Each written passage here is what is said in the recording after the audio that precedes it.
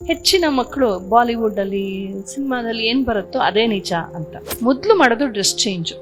Jeans pant ಬರುತ್ತೆ, boy cut ಬರುತ್ತೆ, ಕುಂಕುಮ ಅಳಿಸೋಗುತ್ತೆ, ಜಡೆ ಇರಲ್ಲ. ಯಾಕೆ? ಇದೇ ನ್ಯಾರೇಟಿವ್ ಅಂತ ಹೇಳೋದು. ಭಾರತೀಯ ಮತ್ತು ವೆಸ್ಟರ್ನ್ ಡ್ರೆಸ್ ಕೊಟ್ಟಾಗ ನಾನು ಪ್ರೋಗ್ರೆಸಿವ್ ಆಗಿ ಕಾಣಬೇಕು ಅಂದ್ರೆ ವೆಸ್ಟರ್ನ್ ಡ್ರೆಸ್ ಹಾಕೋಬೇಕು ಅಂತ ಅಭಿಪ್ರಾಯ ಬಂದ್ಬಿಟ್ಟಿದೆ. ಅದಕ್ಕೆ ಕಾರಣ 70 ವರ್ಷದಿಂದ ಸಿನಿಮಾ ಮೂಲಕ. ಯಾಕೆಂದ್ರೆ ಸಿನಿಮಾನೇ ದೇವ್ರು ಅವ್ರಿಗೆ. ಅದೇ ಬುರ್ಕಾ ಬಗ್ಗೆ ಆಗ್ಲಿ, ಯಾವ್ದು ಕ್ರಾಸ್ ಬಗ್ಗೆ ಆಗ್ಲಿ ಆತರ ಅಭಿಪ್ರಾಯ ಬರೋದಿಲ್ಲ. ಸ್ತ್ರೀತ್ವದ ಬಗ್ಗೆ ನನಗೆ ಹೆಮ್ಮೆ ಇಲ್ದಿದ್ರೆ, ಗೌರವ ಇಲ್ದಿದ್ರೆ, ಪ್ರೀತಿ ಇಲ್ದಿದ್ರೆ ನಾನು ಗಂಡಾಗ ಆಡೋಕ್ ಶುರು ಮಾಡ್ತೀನಿ. ಈ ಬಾಲಿವುಡ್ ನ ದೊಡ್ಡ ಕಸತ್ತೊಟ್ಟಿ ಅಂತಲೇ ನಾನು ಹೇಳ್ತೀನಿ, ಓಪನ್ ಆಗಿ ಹೇಳ್ತೀನಿ ನಾನು. ಯಾಕೆ ಅಂದ್ರೆ ಅಲ್ಲಿ ದುಡ್ಡು ಕೊಡೋರು ಯಾರು? ದುಬೈಯಿಂದ, ಪಾಕಿಸ್ತಾನದಿಂದ ದುಡ್ಡು ಬರುತ್ತೆ. ನಾವು ಎಷ್ಟು ಒಳ್ಳೆಯವರು ಅಂದ್ರೆ ಏನನ್ನೂ ಪ್ರತಿಭಟಿಸೋದಿಲ್ಲ. ನಮ್ ತಂಟೆಗೆ ಯಾರದ್ ಬಂದ್ರು ಬಿಡೋದಿಲ್ಲ.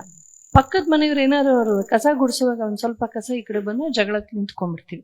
ಆದ್ರೆ ನಾವು ರಾಮನನ್ನ, ಕೃಷ್ಣನನ್ನ, ಪರಂಪರೆಯನ್ನ, ನಮ್ಮ ಇಡೀ ಸಮಾಜವನ್ನ, ಧರ್ಮವನ್ನ ಏನ್ ಬೈದ್ರು ನಾವು ತುಂಬಾ ಸಹನಶೀಲರು. ಈ ಸ್ವಭಾವದಿಂದಾಗಿ ವಿ ಆರ್ ಪೇಯಿಂಗ್ ಇಟ್. ನಿಜಕ್ಕೂ ಈಗ ನಮ್ಗಿಂತ ಸ್ಥಿತಿ ಬಂದಿದೆ. ಈ ಅಪಾಖ್ಯಾನಗಳು ಪೀಳಿಗೆಯಿಂದ ಪೀಳಿಗೆ ನಮ್ಮ ಮಕ್ಕಳ ಮನಸ್ಸನ್ನ ಹಾಳು ಮಾಡ್ತಾ ಇದೆ.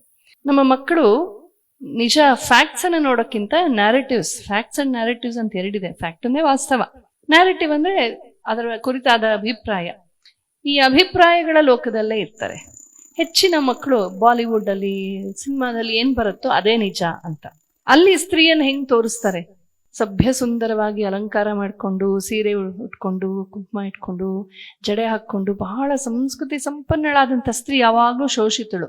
ವೀಪಿಂಗ್ ಕ್ವೀನ್ ಅಲ್ಲಿ ಯಾವಾಗ್ಲೂ ಅವಳು, ವೀಪಿಂಗ್ ಏಂಜಲ್. ಅವಳಿಗೆ ಯಾವಾಗ್ಲೂ ದುಃಖ ದುಃಖ ದುಃಖ, ಶೋಷಣೆ, ಕಷ್ಟ ಕಷ್ಟ ಕಷ್ಟ.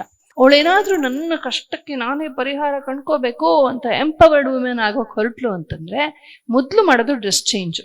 ಜೀನ್ಸ್ ಪ್ಯಾಂಟ್ ಬರುತ್ತೆ, ಬಾಯ್ ಕಟ್ ಬರುತ್ತೆ, ಕುಂಕುಮ ಅಳಿಸೋಗುತ್ತೆ, ಜಡೆ ಇರಲ್ಲ. ಯಾಕೆ? ಇದೇ ನ್ಯಾರೇಟಿವ್ ಅಂತ ಹೇಳೋದು. ಅಂದ್ರೆ ಸೂಕ್ಷ್ಮವಾಗಿ ನಮ್ಮ ಮನಸ್ಸುಗಳಲ್ಲಿ ನಾನು ವೆಸ್ಟರ್ನ್ ಡ್ರೆಸ್ ಹಾಕೊಂಡ್ರೆ, ಇಂಗ್ಲಿಷ್ ಮಾತನಾಡಿದ್ರೆ, ನಾನು ಅವ್ರ ತರ ಇದ್ರೆ ನಾನು ಎಂಪವರ್ಡ್, ನಾನ್ ನಂತರ ಇದ್ರೆ ನಾನು ತುಂಬಾ ದುರ್ಬಲ ಅಂತನೋದನ್ನ ಮಾತಿಲ್ಲದೆ ಮುಟ್ಟಿಸ್ತಾ ಇದ್ದಾರೆ. ಅದಕ್ಕೆ ನಮ್ಮ ಯಾವುದೇ ಹೆಣ್ಮಕ್ಳು ನೋಡಿ, ಗಿವನ್ ಎ ಚಾಯ್ಸ್, ಭಾರತೀಯ ಮತ್ತು ವೆಸ್ಟರ್ನ್ ಡ್ರೆಸ್ ಕೊಟ್ಟಾಗ ನಾನು ಪ್ರೋಗ್ರೆಸಿವ್ ಆಗಿ ಕಾಣ್ಬೇಕು ಅಂದ್ರೆ ವೆಸ್ಟರ್ನ್ ಡ್ರೆಸ್ ಹಾಕೋಬೇಕು ಅಂತ ಅಭಿಪ್ರಾಯ ಬಂದ್ಬಿಟ್ಟಿದೆ. ಅದಕ್ಕೆ ಕಾರಣ 70 ವರ್ಷದಿಂದ ಸಿನಿಮಾ ಮೂಲಕ. ಯಾಕೆಂದ್ರೆ ಸಿನಿಮಾನೇ ದೇವ್ರು ಅವ್ರಿಗೆ. ಆತರ ನ್ಯಾರೇಟಿವ್ಸ್ ನ ಮಾಡಿದ್ದಾರೆ. ಯಾರು ಮಾಡಿಸಿದ್ದಾರೆ? ದುಡ್ಡು ಕೊಟ್ಟು ಮಾಡಿಸಿದ್ದಾರೆ. ಅದೇ ಬುರ್ಕಾ ಬಗ್ಗೆ ಆಗ್ಲಿ, ಯಾವ್ದು ಕ್ರಾಸ್ ಬಗ್ಗೆ ಆಗ್ಲಿ ಆತರ ಅಭಿಪ್ರಾಯ ಬರೋದಿಲ್ಲ. ಅಲ್ಲಿ 3 ಸಲ ತಲಾಕ್ ಹೇಳಿದ್ರೆ ಅವಳ ಜೀವನ ಮುಗಿದೋಯ್ತು. ಅದು ಯಾವ್ದ್ರ ಬಗ್ಗೆ ಯಾರು ಮಾತಾಡಲ್ಲ. ಯಾಕೆ? ಮಾತಾಡಿದ್ರೆ ತಲೆ ಉರುಳುತ್ತೆ ಅಂತ ಗೊತ್ತಿದೆ. ಆದ್ರೆ ನಮ್ಗೆ ಯಾರ ಬಗ್ಗೆ ಏನ್ ಬೇಕಾದ್ರೂ ಮಾತಾಡ್ಬೋದು, ಸಹನಶೀಲರು ನಾವು. ಹಾಗಾಗಿ ಬಾಯಿ ಮುಚ್ಕೊಂಡಿದ್ದರಿಂದ ಈ ಅಪಾಖ್ಯಾನಗಳು ಹರಡಿದೆ. ಈಗ್ಲಾದ್ರೂ ಎದ್ದು ನಾವು ಅದನ್ನ ಕೌಂಟರ್ ಮಾಡಕ್ಕೆ ಕಲಿಬೇಕು. ರಾಮಾಯಣದ ದೊಡ್ಡ ಪಾಠ ನನಗನ್ಸೋದು ಅಂತಂದ್ರೆ, ಎಷ್ಟೋ ಪಾಠಗಳಿವೆ, ಅದ್ರಲ್ಲಿ ಒಂದೇನು ಅಂದ್ರೆ, ರಾಮ ತನ್ನ ತಂಟೆಗೆ ಯಾರು ಬಂದ್ರು, ತನಗೆ ವೈಯಕ್ತಿಕ ನೆಲೆಯಲ್ಲಿ ಎಷ್ಟೇ ಅನ್ಯಾಯ ಮಾಡಿದ್ರು ಅವ್ರನ್ನ ಕ್ಷಮಿಸ್ಬಿಟ್ಟ. ಆದ್ರೆ ಋಷಿ ಮುನಿಗಳಿಗೆ, ಧರ್ಮಕ್ಕೆ, ಸಮಷ್ಟಿಗೆ ತೊಂದರೆ ಕೊಡೋರ್ನ ಬಿಡ್ಲಿಲ್ಲ. ಯಾವಾಗ್ಲೂ ಬಿಲ್ಲು ಬಾಣ ಇಟ್ಕೊಂಡೇ ಓಡಾಡ್ದ ವನದಲ್ಲೂ ಕೂಡ. ಯಾಕಿಷ್ಟು ಹೊರೆ ಆಯುಧಗಳನ್ನ ಇಟ್ಕೊಂಡು ಓಡಾಡ್ಬೇಕಿಲ್ಲ, ಇಟ್ಬಿಟ್ಟು ವನವಾಸ ಮುಗಿಸೋಣ ಅಂತ ಸೀತೆ ಹೇಳ್ತಾಳೆ, ನಾನು ರಾಜ್ಯವನ್ನು ಬಿಟ್ಟಿರ್ಬೋದು, ರಾಜ್ಯ ಭ್ರಷ್ಟನಾಗಿರ್ಬೋದು, ಧರ್ಮ ಭ್ರಷ್ಟನಾಗಲಾರೆ. ನನ್ನ ಕಣ್ಣು ಮುಂದೆ ಅನ್ಯಾಯ ಆಗ್ತಿದ್ರೆ, ಅಧರ್ಮ ಆಗ್ತಿದ್ರೆ, ಸಜ್ಜನರಿಗೆ ತೊಂದರೆ ಆಗ್ತಿದ್ರೆ ಅದನ್ನ ನೋಡ್ಕೊಂಡು ನಾನು ಏನ್ ಮಾಡಪ್ಪನಪ್ಪ, ನನ್ನ ಹತ್ರ ಆಯುಧ ಇಲ್ಲ ಅಂತ ಹೇಳಲಾರೆ. ಬಿ ಎಕ್ವಿಪ್ಡ್ ಅಂತ. ಅಧರ್ಮವನ್ನ ಖಂಡಿಸೋದಕ್ಕೆ ನಾವು ಎಕ್ವಿಪ್ ಆಗಿರ್ಬೇಕು. ಇಂಥದನ್ನ ಕೃಷ್ಣನಲ್ಲಿ, ರಾಮನಲ್ಲಿ ನಾವು ನೋಡ್ತೀವಿ. ನಾವು ಏನ್ ಮಾಡಿದೀವಿ ಇವತ್ತು? ಹೆಣ್ಮಕ್ಳ ಬಗ್ಗೆ ಇರುವ ವ್ಯಾಖ್ಯಾನಗಳನ್ನ ಬಾಯಿ ಮುಚ್ಕೊಂಡು ಕೇಳಿದ್ದಕ್ಕೆ ಈಗ ಹೆಣ್ಮಕ್ಳಿಗೆ ಹೆಣ್ಣುತನದ ಬಗ್ಗೆ ಸ್ವಾಭಿಮಾನ ಹೋಗಿದೆ. ಯಾವ ಸೋಕಾಲ್ ಮಾಡರ್ನ್ ವಿಮೆನ್ ತಮ್ಮನ್ ತಾವು ತುಂಬಾ ಸ್ವಾಭಿಮಾನಿಗಳು ಅಂದ್ಕೊಳ್ತಾರೋ, ಆಕ್ಚುಲಿ ಅದು ಇನ್ಫೀರಿಯಾರಿಟಿ ಕಾಂಪ್ಲೆಕ್ಸ್. ಸ್ತ್ರೀತ್ವದ ಬಗ್ಗೆ ನನಗೆ ಹೆಮ್ಮೆ ಇಲ್ದಿದ್ರೆ, ಗೌರವ ಇಲ್ದಿದ್ರೆ, ಪ್ರೀತಿ ಇಲ್ದಿದ್ರೆ ನಾನು ಗಂಡಾಗ ಆಡೋಕ್ ಶುರು ಮಾಡ್ತೀನಿ. ನಾವು ನನ್ನ ಭಾರತೀಯತೆ ಬಗ್ಗೆ ನನಗೆ ಸ್ವಾಭಿಮಾನ ಇಲ್ಲದಿದ್ರೆ, ನನ್ನ ಕುಲ, ಧರ್ಮ, ಸಂಸ್ಕೃತಿ, ಪರಂಪರೆ, ಅಸ್ಮಿತೆ, I should wear it on my sleeves. ನಾನು ಅದನ್ನ ಧರಿಸಿ ಬಂದಿದ್ದೀನಿ, ಅದು ನನ್ನ ಆಸ್ತಿ. ಅದ್ರ ಬಗ್ಗೆ ನನಗೆ ಅಭಿಮಾನ ಇಲ್ಲದೆ ಹೋದ್ರೆ ನಾನು ಇನ್ನೊಬ್ಬರ ತರ ಆಡೋಕ್ ಹೋಗ್ತೀನಿ.